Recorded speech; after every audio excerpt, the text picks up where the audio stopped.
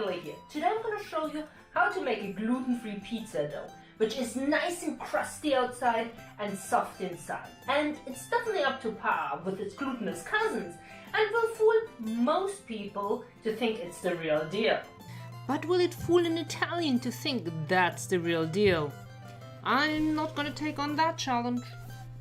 My New Year resolution are 30 days of no sugar, so you're not going to get any cake recipes, and more exercise, just like last year. And I'm going to work on my diet. I'm going to make a gluten-free pizza dough. It has some veg, tomatoes, and it has cheese, which has a lot of calcium and makes super strong bones. and it has no added sugar. And you can exercise when you make the pizza. It's very good for upper body movements. So let's get started with my New Year's resolutions. To get started on the pizza dough, you want to add 60 grams, which is a quarter cup, and 2 tablespoons of Psyllium husk to a small bowl, and add 360 milliliters or 1.5 cup of water to it. The husk will absorb all the liquid and will form with the water a gel. This makes the dough so much more elastic and allows the yeast to expand and rise much better than without it. So give the husk and the water a good stir and set it aside for 5 minutes until it formed a gel. I'm going to set up the yeast now. So I'm going to add around 120 milliliters or half a cup of warm water. When I talk about warm, we're talking about body temperature. So around 90 to 100 degrees Fahrenheit or 30 to 35 degrees Celsius. Make sure it's under 50 degrees Celsius because otherwise the yeast gets killed. And yeast loves sugar, so I'm going to add 2 teaspoons of sugar. I'm going to stir the solution until the sugar is almost dissolved. I'm going to add now 2 teaspoons of dry yeast. Just make sure it's gluten-free. And give that again a stir. The room temperature is pretty low right now and will take the yeast forever to rise. So I'm going to help out those little bugs, and I'm going to place the bowl with the yeast and the water into a deep conditioning hair cap, which is normally around 30 to 40 degrees Celsius. I'm going to let the yeast do its thing and wait for 5 to 10 minutes.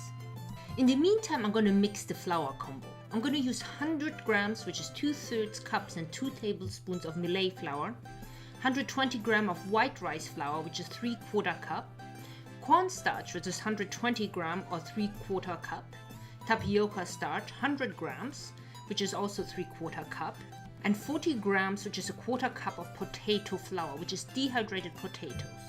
I'm going to add the Psyllium husk gel to the flours.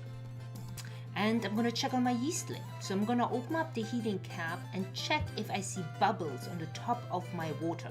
If so, we know the yeasting has been starting to eat the sugars and started to react. I'm going to pour the yeast and the water to the flours.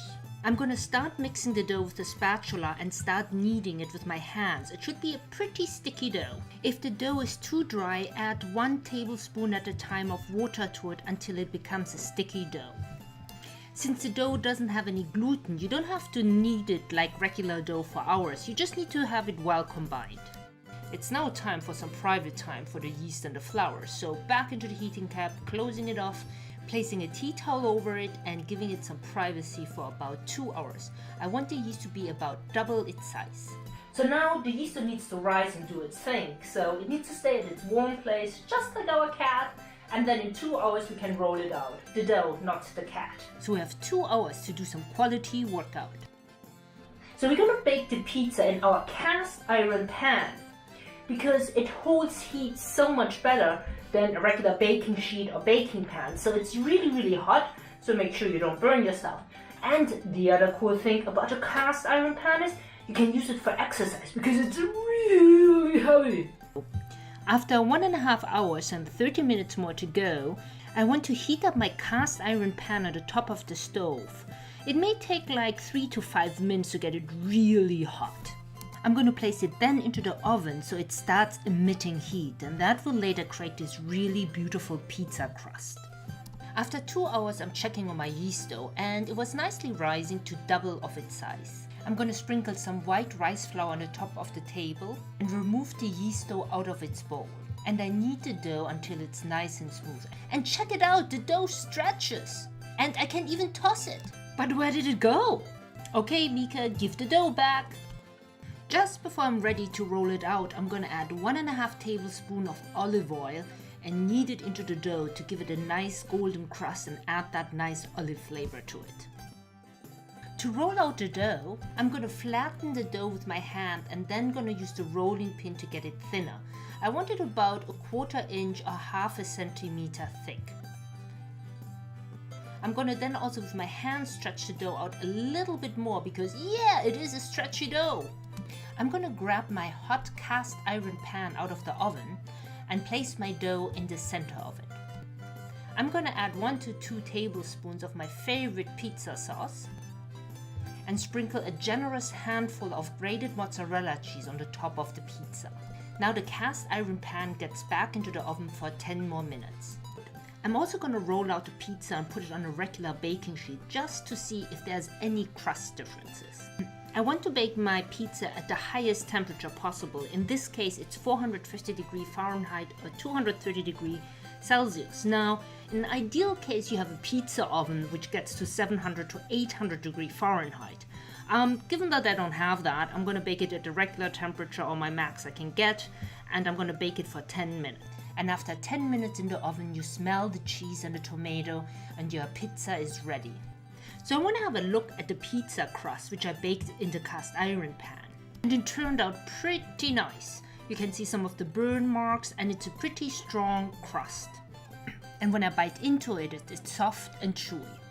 Maybe also a bit hot. In comparison, this is the pizza I baked onto the baking sheet, and you can see how the outside got a little bit brown, but the inside is very soft and flabby. So definitely cast iron pan. And I hope you're gonna try out making this gluten-free pizza recipe and have some fun with it. I mean, we can't travel right now, and maybe we can at least travel in our minds and in our experience at home to figure out how it might be right now sitting somewhere warm in Italy.